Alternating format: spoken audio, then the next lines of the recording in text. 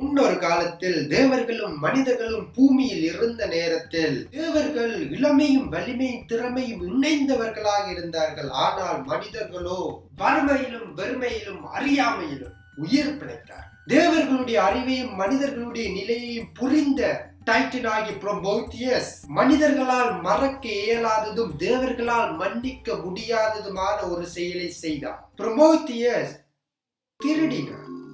தேவர்கள் உறங்கும் போது திருடினான். மனிதர்களுடைய நிலையை உணரும் போது திருடினான். புரோமெத்தியஸ் தீயை திருடினான். தேவர்களிடமிருந்து திருடப்பட்ட மனிதனின் முதல் தொழில்நுட்ப புரட்சி தீ.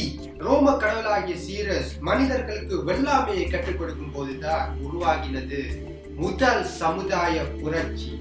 அதுதான் வெள்ளாமை புரட்சி. ஒரு ஃபேமஸ் பேசர் சொன்னார், every revolution was first a thought in one man's mind. இது ஏன் சொன்னார், எதுக்கு சொன்னார், இதன் அர்த்தம் என்னன்றெல்லாம் எனக்கு தெரியாது. அவர் சொன்னார், நான் சொன்னேன். இப்படித்தான் அறிவியலும் 16ஆம் நூற்றாண்டு வரை இருந்தது. இதில் மாற்றத்தை கலிலியோ போன்றவர்கள் தான் கொண்டு வந்தார். அறிவியல் எக்ஸ்பெரிமெண்டல் ஆக்கப்பட்டபடினால் இங்கிலாந்தில் பிராக்டிகல் ஆக்கப்பட்டு நீராவி இன்ஜின், அதாவது ஸ்டீம் இன்ஜினை கண்டுபிடித்தார். இதுதான் இண்டஸ்ட்ரியல் ரெவல்யூஷனின் முதல் படி. அறிவியல் உயிராகவும் உலக ஆக்கிரமிப்பு ராணுவ புரட்சி முதலாக இணையும் போதுதான் happened something magical. காட்டுவாசியா இருந்த எங்களை நாட்டுவாசியா ஆக்கின வெள்ளாமை புரட்சிக்கு பிறகு நாட்டுவாசியா இருந்த எங்களை உலக வாசிகளாய் ஆக்கின இண்டஸ்ட்ரியல் ரெவல்யூஷன். இந்த இண்டஸ்ட்ரியல் ரெவல்யூஷன் கைத்தொழில் புரட்சி 1850 இங்கிலாந்தில் சமுதாயத்தில் எல்லா நிலைகளிலும் ஊடுருவ தொடங்கும் பொழுது அதன் தாக்கம் உலகத்தில் உள்ள எல்லா நாடுகளிலும் உணர்ந்தார்கள். 1850 இருந்து 1914 வரை இந்த உலக மனித இனம் காணாத ஒரு மாற்றத்தை இந்த வெஸ்ட் யூரோப்பியன் உருவாக்கினார். 1861 மாக்ஸ்வெல் தன்னுடைய மின்காந்த சமன்பாடுகளை மாக்ஸ்வெல் ஈக்குவேஷனை எழுதினார். அதனால் 1871 எலக்ட்ரிக் மோட்டார் கண்டுபிடிக்கப்பட்டது. 1879 லைட் கண்டுபிடிக்கப்பட்டது. 1876 முதல் டெலிபோன், 1886 முதல் கார் பென்ஸ். எங்கள் வாழ்க்கையில் ஒரே லட்சியம் பென்ஸ். 1892 முதல் ரேடியோ, 1903 ரைட் பிரதர்ஸ் ஃபிளைட் என்ற முதல் flight, Kodak camera, television, ammonia production, electric network, light post, modern building என்று, கார் ஓடுகின்ற ரோட், மாடர்ன் பிரிட்ஜ் என்று எல்லாமே இந்த 64 வருடங்களில் தான் கண்டுபிடிக்கப்பட்டது. இவையெல்லாம் அறிவியல் எக்ஸ்பெரிமெண்டல் பரிசோதனை ஆக்கப்பட்டபடியினால் தான் முடிந்தது. இந்த இண்டஸ்ட்ரியல் ரெவல்யூஷன் 90% ஒரு அறிவியல் புரட்சி. வெஸ்ட் யூரோப்பியர்கள் தங்களுடைய கண்டுபிடிப்பை வைத்து அறிவியல் பொருளாதாரத்தை நிறுவினார். இப்போது நாங்கள் வாழுகின்ற உலகத்தின் அடையாளம் ஐடென்டிட்டி வெஸ்ட் யூரோப்பியர்கள் தான்.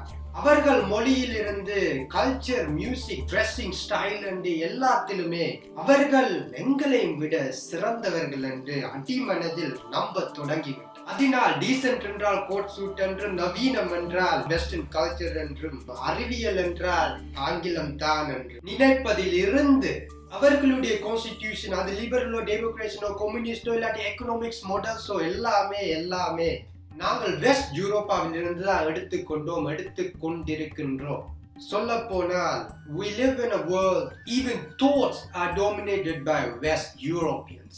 முன்னொரு காலத்தில் எல்லாருமே ஒரே நிலையில் ஒரே மாதிரி தான் இருந்தார்கள் என்பது புரோமெத்தியஸ் தேவர்களிடமிருந்து தீயை திருடின கட்டுக்கதை மாதிரி ஆகிவிட்டது. நான் வெஸ்ட் யூரோப்பாவில் இருந்து 2013ஆம் ஆண்டு ஒரு வெஸ்ட் யூரோப்பியனாக நினைத்து கொண்டுதான் ஸ்ரீலங்காவுக்கு போயிருந்தேன். ஆனால் போய் திரும்பி வரும் பொழுதுதான் ஏர்போர்ட்டுக்கு வெளியே கண்ட அந்த வெஸ்ட் யூரோப்பா, அந்த காட்சி, அந்த பிக்சர் வெஸ்ட் யூரோப்பாவை பற்றியும் வெஸ்ட் யூரோப்பியர்களை பற்றியும் அறிமுகப்படுத்தியது. அது மட்டுமில்லை, இந்த போட்டோ இன்னொரு ஆச்சரியமான ஒரு உண்மையை சொல்கின்றது. அது ஸ்ரீலங்காவோ சீனாவோ இல்லாட்டி இந்தியாவோ இப்படி இல்லை. இதை பற்றி நாங்கள் கொஞ்சம் யோசிச்சோம் என்றால் ஸ்ரீலங்கா போன்ற நாடுகள் வெஸ்ட் யூரோப்பா மாதிரி இல்லை என்றால் வெஸ்ட் யூரோப்பா இண்டஸ்ட்ரியல் ரெவல்யூஷனின் பிரதிபலிப்பு, அதாவது ரிஃப்ளெக்ஷன் என்றால் எங்களுடைய நாடுகளில் இந்த இண்டஸ்ட்ரியல் ரெவல்யூஷனின் பிரதிபலிப்பு இல்லை. இதை வைத்து ஒரு முடிவைத்தான் நாங்கள் எடுக்க முடியும். எங்கள் நாடுகளில் 1850 இங்கிலாந்தில் எவ்வளவு புரட்சிகரமாக கைத்தொழில் புரட்சி நடந்ததோ அதே புரட்சியுடன் அதே புரட்சிகரமாக எங்கள் நாடுகளில் நடந்து கொண்டிருப்பது என்பதுதான். எப்போது இந்த கடந்த 5 நூற்றாண்டுகளில் நடந்த அறிவியல் புரட்சியும் தொழில்நுட்ப புரட்சியும் எங்கள் நாடுகளில் சமுதாயத்தில் எல்லா நிலைகளிலும் பாதிக்கப்படும் பொழுதுதான் அப்போதுதான் எங்கள் நாடுகளில் இந்த இண்டஸ்ட்ரியல் ரெவல்யூஷன் நடந்து முடியும். இந்த இண்டஸ்ட்ரியல் ரெவல்யூஷன் நடந்து முடிந்த நாடுகளை தான் நாங்கள் இப்போது வெஸ்டர்ன் கண்ட்ரீஸ் என்று சொல்லுகின்றோம். சீனா, இந்தியா போன்ற ஆசிய நாடுகளில் இன்னும் இண்டஸ்ட்ரியல் ரெவல்யூஷன் நடந்து கொண்டிருக்கின்றது.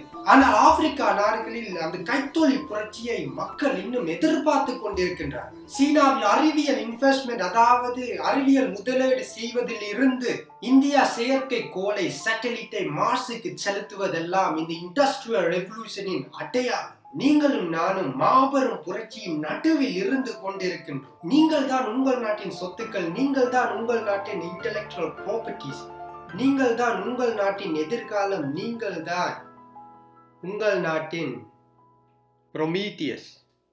நான் doesn't matter.